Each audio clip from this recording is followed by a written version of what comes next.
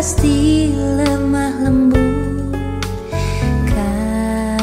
kasih pasti memaafkan, kasih pasti murah hati, kasih-Mu, kasih-Mu Tuhan.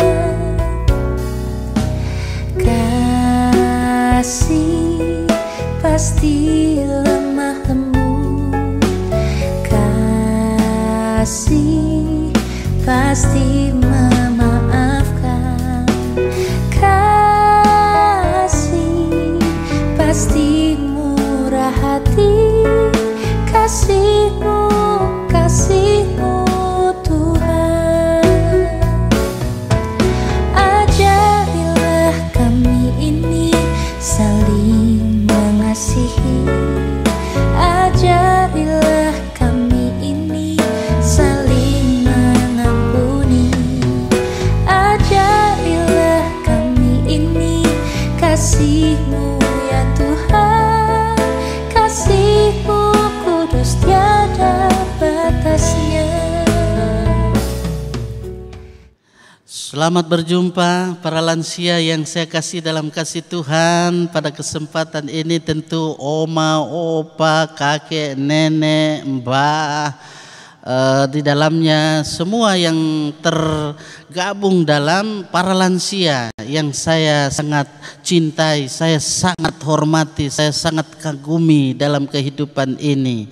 Puji Tuhan, tentu para lansia yang ada semua dalam proteksi Tuhan, karena menurut penelitian dari para ahli yang ada, para lansia itu sangat rentan dengan COVID-19, corona yang ada, virus yang ada. Saya percaya bahwa para lansia yang ada, senior-senior saya yang ada ini tetap eksis. Karena apa? Karena berkat doa, berkat kedisiplinan yang ada, berkat dari Tuhan terutama. Puji Tuhan, saat ini tentu para lansia saya ajak kita untuk bersama-sama hidup dalam kebenaran firman Tuhan. Tentu dalam kehidupan ini sampai umur lanjut usia sekalipun, usia sudah lanjut usia tetap eksis. Saya lihat masih ada yang pergi di kebun, masih ada yang pergi di sawah. Apalagi yang di desa-desa, peka dengan idadong itu luar biasa rajinnya itu. Dan tentu dengan kerajinan yang dimiliki itu terberkati selalu, berkatnya melimpah ruah untuk anak-anak cucu generasi yang ada. Firman Tuhan pada kesempatan ini menyapa para lansia yang ada dalam surat Rasul Paulus yang ditujukan kepada jemaat yang ada di Roma. Silakan membukanya itu dalam Roma pasal 4 ayat 16 hingga 25.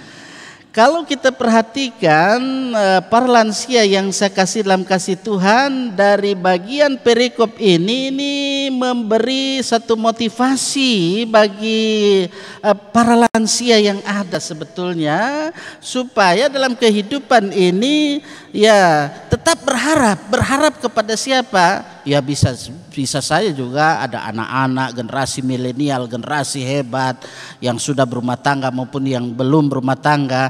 Kita berharap pada cucu-cucu kita supaya mereka peduli dalam hidup ini. Tapi yang terutama adalah saya mengajak kita supaya kita berharap bagaimana dalam kehidupan keimanan ini kita selalu punya hubungan atau relasi yang benar terhadap Allah. Sehingga dalam kehidupan ini kita memiliki apa yang disebut dengan iman. Iman itu kan dikaruniakan oleh Tuhan, dan iman itu kita pelihara dalam hidup ini, bahwa sesungguhnya tanpa iman manusia itu boleh dikatakan akan is dead, mati. mati, ya mati terhadap janji-janji Allah yang tentu sudah ia nyatakan dalam kehidupan ini dengan perkara-perkara yang ada. Itulah perkara-perkara Allah yang dahsyat, yang luar biasa. Nah, itu bersifat rohani dan itu dapat dilihat dengan mata jasmani kita juga.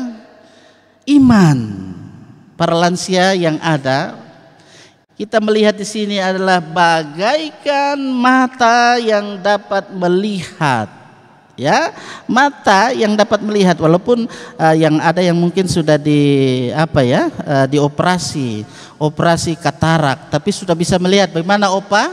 Bagaimana oma? Ada yang takut mungkin dioperasi katarak, tapi ketika sudah dioperasi, ya tentu dengan mengikuti nasihat dokter yang ada, dokter spesialis mata yang ada, ya pasti akan bisa melihat dunia kembali. Kalau tidak, ya tentu semakin tidak bisa melihat. Nah, oleh karena itu kita mau memahami di sini iman adalah bagaikan mata yang dapat melihat, dan tanpa mata iman itu manusia akan menjadi buta. Ya, tidak punya bagaimana penglihatan, apalagi dalam kehidupan ini tidak punya relasi dengan Tuhan Allah. Luar biasa. Mari kita lihat di sini iman yang dimiliki oleh Abraham ini contoh, ya. Para lansia yang saya kasih Tuhan, iman yang dimiliki Abraham adalah contoh teladan yang terbaik bagi kehidupan setiap orang yang percaya kepadanya, apalagi sebagai para lansia. Jika kita ingin supaya kita meskipun sudah lansia, kalau orang bilang sudah top, tua, ompong, peot, tetapi dalam kehidupan ini tetap memiliki kualitas iman di usia lanjut ini. Iman Abraham yang tidak goyah itu diperhitungkan tentu sebagai kebenaran, karena ia percaya terhadap janji Allah dan ia bertindak sesuai dengan janji yang diberikan oleh Allah itu terhadap dirinya, maka imannya itu diperhitungkan. Luar biasa, diperhitungkan kehidupan keimanannya kepada Abraham sebagai satu kebenaran.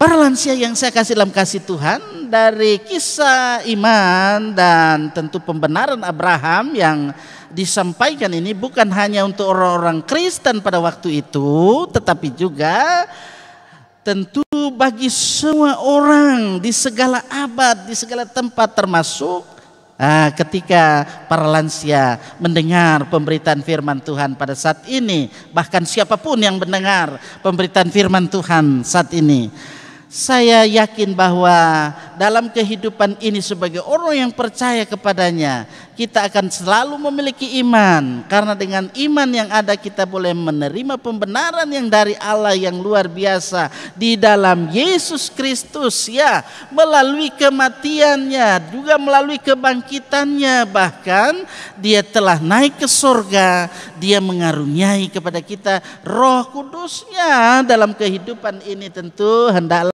kita selalu menyatakan terima kasih, syukur kepada Tuhan atas korban pendamaian yang Ia sudah berikan untuk kita, sehingga kita menjadi benar, bahkan kita terlepas dari tuntutan hukum Taurat yang ada.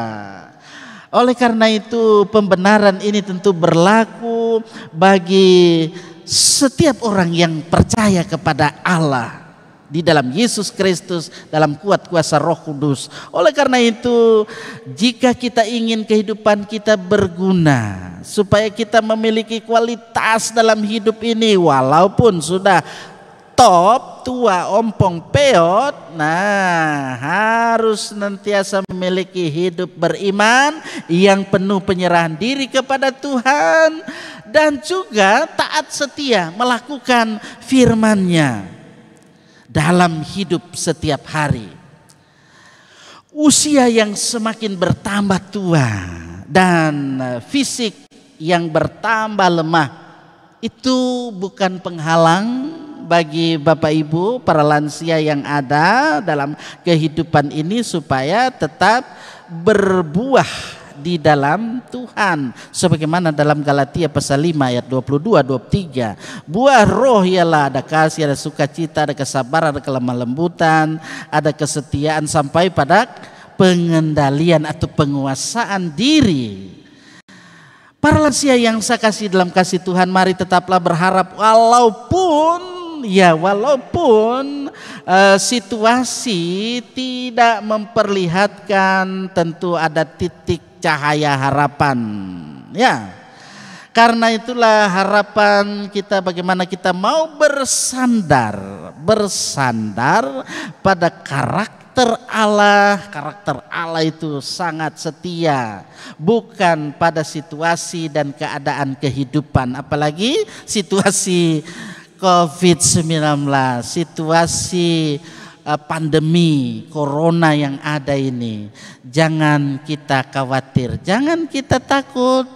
Opa, oma, opung, kakek, nenek, dadong, peka, semua yang ada, tetaplah harapan kita mau memandang pada janji Allah. Sekali lagi, pandanglah kepada janji Allah dalam kehidupan ini, sehingga hidup kita beriman di dalam Dia sebagai sumber pengharapan, agar hidup kita ini boleh menjadi satu kesaksian bagi anak cucu kita. Apalagi di era digital ini, anak-anak kita luar biasa lincahnya dia memainkan perannya dalam kehidupan ini, termasuk yang saat ini tentu bisa menayangkan online. Ya, mereka ini luar biasa dikaruniai oleh Tuhan, termasuk Fandi, Joshua,